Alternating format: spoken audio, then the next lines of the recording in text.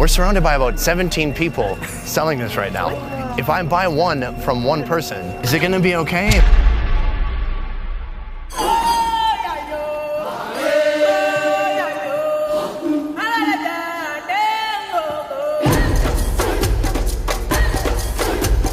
Welcome to Madagascar. Over this 6-video series, we are diving into Malagasy cuisine and culture, starting in the nation's capital of Antananarivo. Here, the food can be served really quick. It's like, I want to have Zebu and plop, your food is ready. Then heading south through the island's vibrant highlands. It's simple preparation, but it's awesome. And really, you appreciate it a lot more when you have this little piece. We'll hop aboard one of the country's few remaining trains, left over from the French occupation. It's a little bumpy, man. You gotta be careful when you're eating. Ending our adventure in Madagascar's coastal city of Manakara, where you'll witness village life never documented before.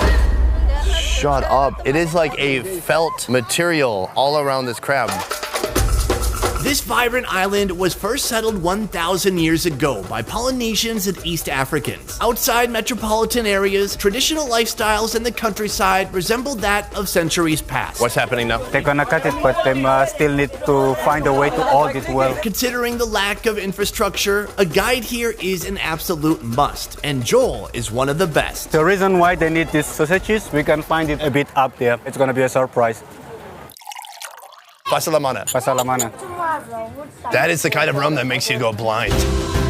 Today we're just a few miles from Antananarivo, checking out Madagascar's sprawling early morning markets. This is like a different world. Then heading to a nearby village where they're exclusively selling sausage and this, Madagascar's national snack. And you will never guess what's inside. I could even eat this raw. You ever just stand here with a spoon? So get your sausages in a row and pack up your chickens, because today we're taking on Madagascar.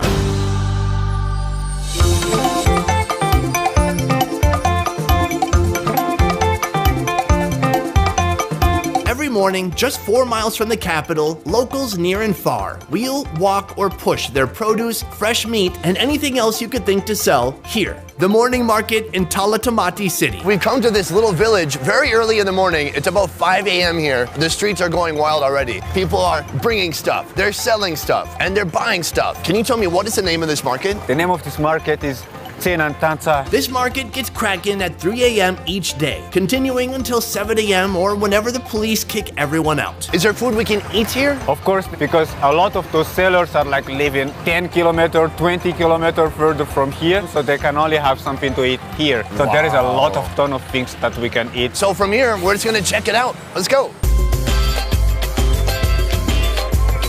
Hey, my man, do you do high fives? Boom! Hey! Excuse me. Wow, what does she have there? Pears. Look at all this bread. That guy has a crate of bread. Wow, this place is wild. So much action, so much going on. Hello. Okay. What do you got here, man? What are you buying? Just to buy onion. Are you making soup? To prepare soup with it. Oh. It's okay for Malagasy people, huh? Is this your onion lady? The best onions are here? Yes, over here. It's very cheap. Okay? Good tips. Guys, next time you're in this village, this is the onion lady to go to. Very cheap onions. Okay. Okay, thank you. Boom. Can we get a ride on this? Wait, really? He just told us to get on. Okay. Hey, this is really the way to travel in town here. Thank you, sir. You're doing the Lord's work. They have geese and a flippin' turkey over here. Is turkey very common here? Yeah, especially now that we are going to celebrate New Year's and Christmas. There's still so much here. If they don't sell this, they need to pack up all these animals and bring them back home, right? Yeah, but I'm telling you, they will sell those easily because Malagasy people, they prefer to buy all things alive. They want to make sure it's fresh? Is that why? Yes. All this looking at food is making me hungry, but I'm in luck. Each morning, this woman wakes up insanely early, sets her charcoal ablaze, and begins the long process of preparing mass amounts of porridge for hungry vendors and locals alike. What time did you start here this morning? At 1 a.m. Oh man, yeah. This is like a different world, the market life. Okay, so there's so much to choose from. Sausage, and then there's some rice porridge. And some dried meat as well. And what animal is this meat from? Zebu, all Zebu. I really want to try this meat. It feels like kind of crispy and almost like dried out. Let's try it out. Yeah. It's got that like spicy kind of nice gaminess. Manchido, very yummy. Rice porridge is a common breakfast in this area. Spice it up with a bit of fried zebu meat and sausage, and this is the Malagasy breakfast of champions. What does she season this with? This is mixed with those green leaves that we saw on the market there, and a bit small ginger on it. But what is this red part? That's a special type of Malagasy rice. Oh, okay. Let's try it out.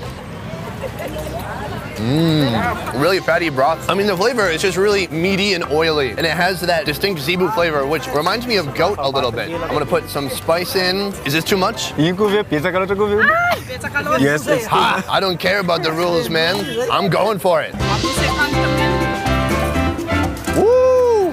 That's spicy, but that is a good breakfast. Ma'am, your chili's waking me up more than coffee.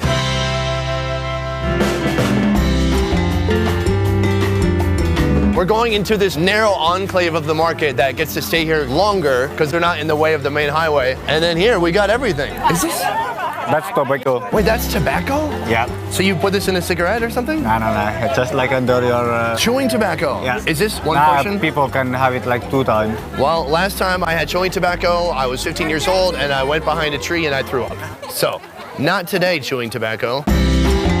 Bam! Look at that. She's got like a giant mortar and pestle here. What is inside? Cassava leaves. Cassava leaf. She's making kind of a powder out of it. Yeah. Or like a fine puree almost. Yeah, this is the end product for it. Wow. Is this for seasoning food? People are mainly mixed with peanuts or zebu or coconuts. To add flavor. Yeah. Would she let me try a little pinch of it? This month? Oh, okay, thank you. I mean, you can see it is very dense and kind of wet. It's just kind of beat to a pulp. Let's try it out. Fresh, earthy, and kind of that chlorophyll flavor, and a little bitter at the end, but I like it. Manchido. Oh, she's so confident. I like that. I'm like, it's yummy, and she's like, yeah, no shit. I know. My man, we've just stumbled upon another food here. We call it the Chinese soup. So it's like those noodle soup that Chinese people are doing. But now we are doing it like in a Malagasy way. Yes. Where'd she go?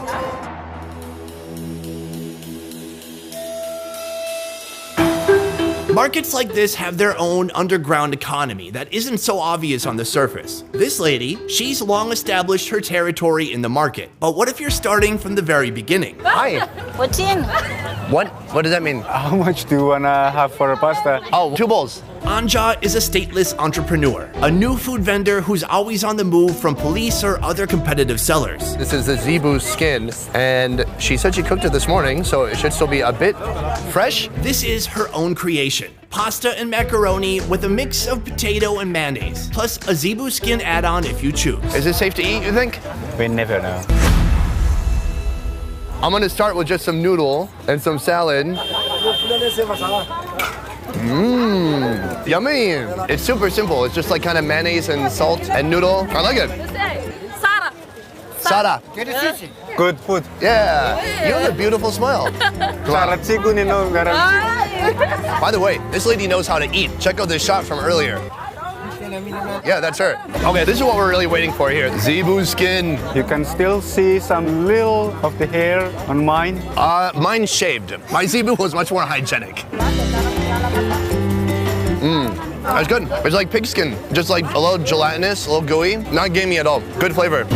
What's next for Anja? Maybe she drops out of the street food game. Or maybe she sells enough zebu skin pasta to one day afford her own lot in this crowded, chaotic maze of commerce here in Talatamaty city. After the market, we head here. 2 hours outside Antananarivo, this village. A place where knife-wielding men chase down cars and vans.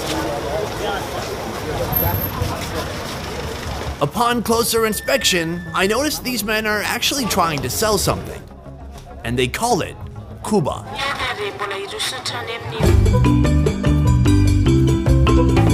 Andre is his name. Andre, hello Andre. Yes. How's the Koba selling going today? Yeah, it's a good business for him. Oh, that's awesome to hear. How much is a slice? Like 1,000 or 2,000 ariare. This village specializes in two things, sausage and Koba. And since there's a ton of traffic coming through the center of town, it happens to be the perfect place to chase down hungry travelers and offer them some food. Here they have two types of sausages because, you know, in Madagascar there is some Muslim people as well. So, for example, you have like Zebu and pork sausages and there is like only potatoes on it. So that's halal.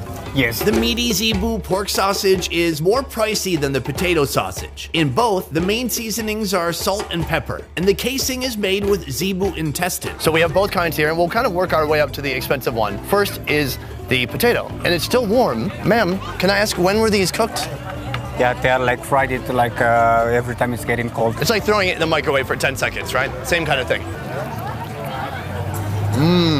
That is really good. No joke, like the fat from the intestine makes the potato juicy. It tastes hearty, it like has a meaty feeling to it. Let's try this one. A little pork, a little Zebu. How much is it just for this much? This size, you can have it like for 500 ariari. Let's try it out.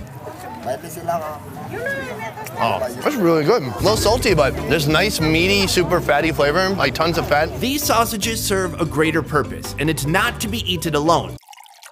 Pasalamana. The risk for a shot. That is the kind of rum that makes you go blind. My new friend Rody lives just a few hundred meters from here, and this is what guys do while their wives are shopping. Grab some rum, grab some sausage, and wait to get yelled at. I gotta say, man, this sausage goes perfect with it because it is just fat and oily and salty and delicious. So during the wife and the kids doing the shopping, the men are like staying in a bar like this. I just wish there was some version of this in the US because the most a guy can ask for in the US is to have a place to sit down and look at his phone. But here, this gives men a reason to look forward to shopping, really. Rody is actually one of the Koba suppliers for this area, and he's offered to take us to his mini Koba factory to see how this ubiquitous and strange-looking food is made. Less than a mile away, this hillside collection of houses is licensed to produce Koba. You can see that sign behind. This is like a license? Yeah, just to make everything official and clear. So when you want to complain like your Koba doesn't really taste nice, you can complain to the local government and they will give a fine to them. Whoa, I like that it's not just random. There's some governing body around the Koba making here. That's amazing. This is the final product we're going for. Step 1, layer the bottom with banana leaf spines, then stack banana leaves on top of that. So this one that they are making now, it's the type of Koba that you carry around. So you need to make a really thick leaves. So when you carry it, it's not break easily. This classic Koba has 3 main ingredients. Rice flour on the outside to prevent it from sticking to the banana leaf, then loads of crushed raw peanut and sugar mixed in the center. So this is a peanut with the sugar alone. Very nice. I could even eat this raw. You ever just stand here with a spoon? Then another layer of rice flour on top, more leaves, then tie it shut. Oh, it's really strong. You can tie it as hard as you can. Is that... Okay, he lost interest. It's like my dad. And then you do kind of a slip knot. And then bam.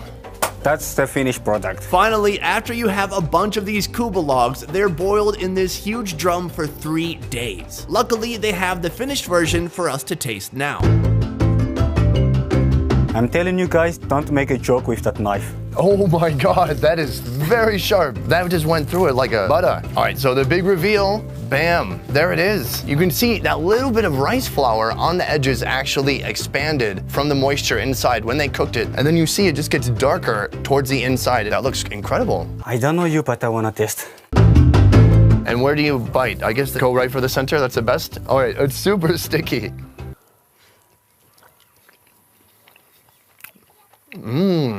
It's become like molasses, like almost a burnt kind of sugary flavor. I don't even taste much peanut. Do you taste the peanut? It's much more on the edge. It's like all the sugar is going in the middle. Right, on the outside it tastes like a little lighter. That first bite, like right in the middle, is the most intense. Can I have more? Yeah. The reason why the local people like to eat it, because most of Malagasy people, we are walking a lot. When we are tired of walking, you can have some snacks. This is hearty food. I think 2 pieces of this, you feel full already. And we can walk for the next 10 kilometers. Yeah. Sir, first of all, I want to thank you and your lovely wife. This is tremendous and so fun to try. Oh, okay. Thank you very much. Second of all, where do you keep the booze? Can I just have a little drink? Me, you know, the boys, we go out back.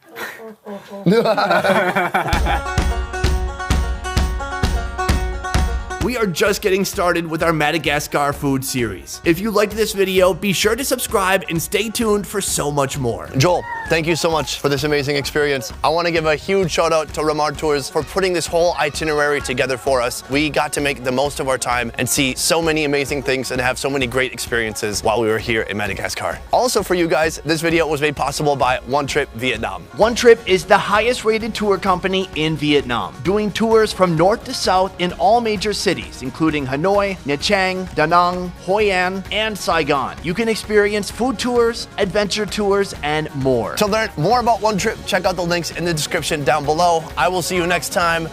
Peace. All right, let's go eat again or something. I don't know, which video is this after?